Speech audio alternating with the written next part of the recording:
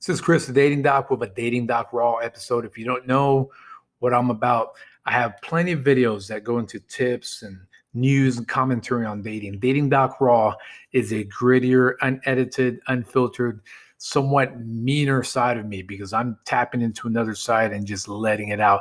So what am I going to talk about today? I'm going to talk about the new generation of woman. And yes, it's going to be a dirty context. It's going to be a little bit mean, but you got to hear me out here because you can either put your energy into being upset with me, or you can put your energy into holding fellow women accountable. I really do want women to hear this podcast episode. And if you vehemently disagree with me, leave those comments. But I also want to know what kind of solutions you have, because right now there is a lot more problems than solutions. And it's going to take both sides. It's going to take both men and women to clean up what I'm going to talk about. So with that said, drum roll here. I got a question for the ladies. I got a question. Okay. Can you name 5 influential women nowadays? 5 influential women that are not in the realm of music or toxic behavior that are just trying to get attention. Name 5 influential women. Positively influential. Okay. Because from the jump, I could tell you 5 men: Elon Musk, Bill Gates, Denzel, Warren Buffett. Shoot, take your pick. Tom Hanks, right? Positive people that aren't out here doing crazy stuff. Comes to woman, yeah, I can come up with a couple, but then this is where I don't want to name them because then people are gonna think, oh, he's being political. Because there's some really good influential women that are doing great things when it comes to certain political parties. So I'm not going to go there, right? Because they're from opposing views and whatnot. I got 2 off the jump. But yes, ladies, 5 women that positively influence you. Okay? And I say that because most young ladies, they are looking up to your Cardi B's, your Bad Babies, your OnlyFans type of woman that are making millions of, showing the kitchen, if you know what I mean. Again, you can put your energy into being pissed off at me, or you can look at the facts. There are some women that would rather set up their OnlyFans as their post-high school graduation goal. They'd rather make some easy money off OnlyFans than get a job, get a true job. OnlyFans just announced right now that they're actually trying to go public. They're looking for about $1 million investment to get rid of their adult content, which we know their adult content is what made them popular. But they're at a point where they're like, hey, we're trying to get away from that, which means more advertiser money for them. But the only way they can do that is by cleaning up their brand, cleaning up their image. And we know, come on. Do I have to drop statistics and references and whatnot? Do I need to prove that we know this is a haven for young women to make money off of by showing their kitchen? The whole point of this bit that I'm doing here is that self-respect is taking a backseat to viral, to showing your kitchen, to toxic behavior, to a point that if we don't watch it, we're going to celebrate toxicity. We're going to think it's hip to be toxic, to not deal with your trauma, to keep practicing destructive behavior in a relationship or by yourself. And men are not perfect at all, okay?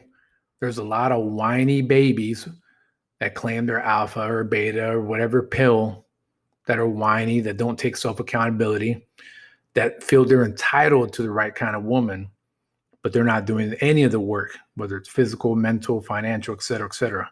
I got that. But this is not about men. This whole bit is about the fact that, no, you don't see men that are out here worshiping your Cardi B's.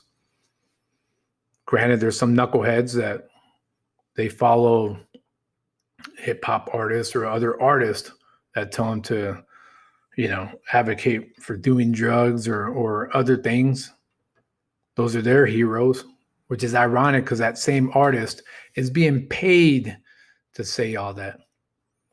And if they're not getting paid to advocate for destructive behavior, and you got knuckleheads following them, then that's piss poor. But going back, I digress. The thing is, woman, the differences is you bring life into this world. We can't do that. You are known from the tribal times, from way back, you are known to be the nurturers. You no longer want to be nurturers. But what's funny is you want this freedom. You don't want to be taxed for your behaviors. And what I mean by taxed, I don't mean financially being taxed.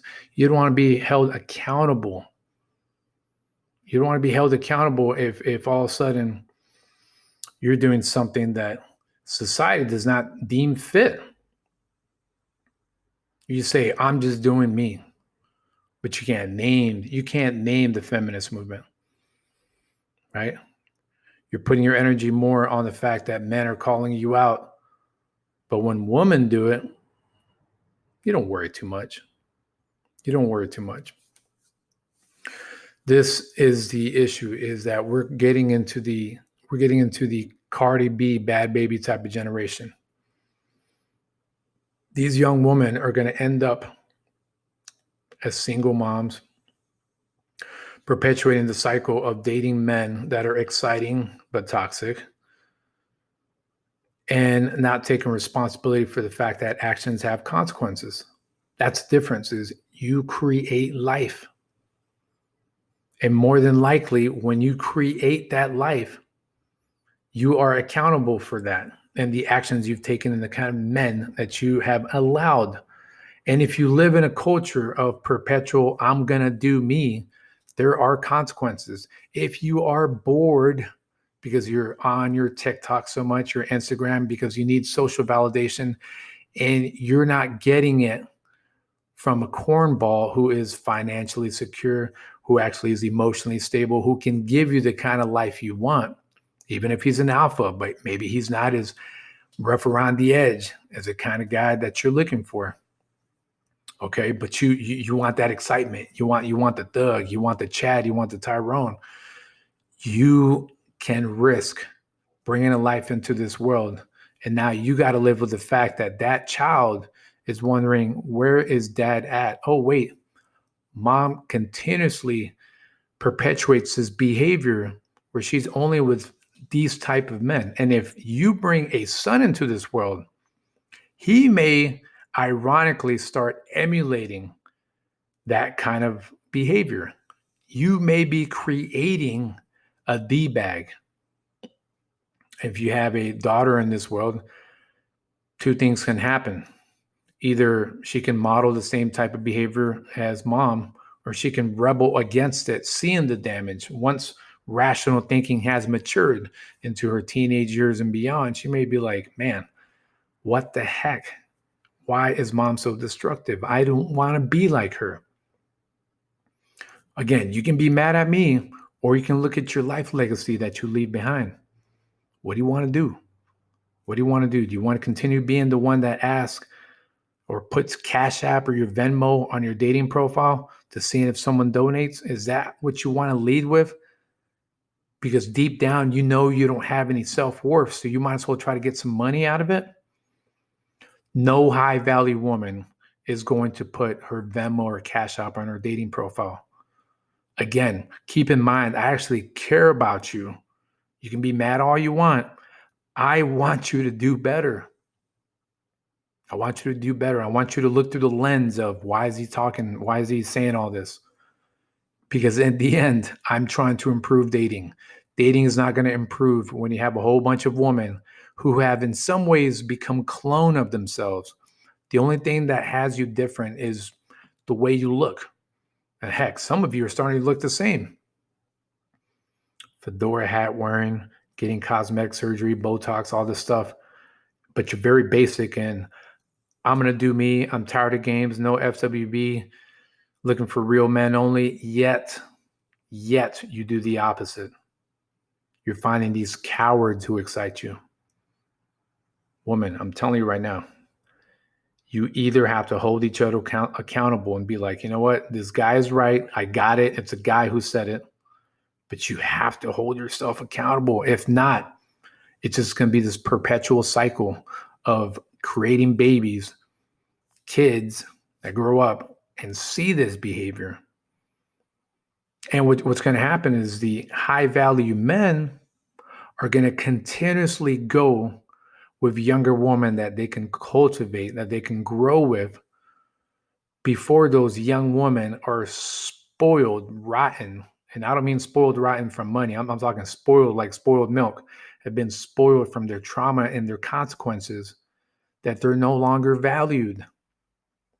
So I'm telling you right now, especially if you're a woman and you're in that 17 to 25-year age group, you can be molded into a real woman, not just for men, but just for women, for you yourself. You are more worthy than trying to model yourself after one of these little, I'm a do me types. Okay. What I see is the longer your fingernails are, the less common sense you have. Okay. You need to look at the legacy that you leave. If you want to become a mother, if you want to become a wife, if you get bored easy, right? Because you get bored after 0.005 seconds and you're only looking for your Chads and Tyrones, you're going to quickly lose value. That's like you're like a new car when you graduate high school and you get into college. You went from a new car to looking like a dusty golf cart. Okay. A go-kart, a dusty, rusty go-kart, because of all the actions you've taken. It does have a payoff, and sometimes it pays off the right way if you make the right decisions, and sometimes it's going to pay off the wrong way. It is up to you. Okay. Ultimately, you can be mad all you want, like I said, but you got to answer to the person in the mirror. It's the Dating Doc signing out. Peace.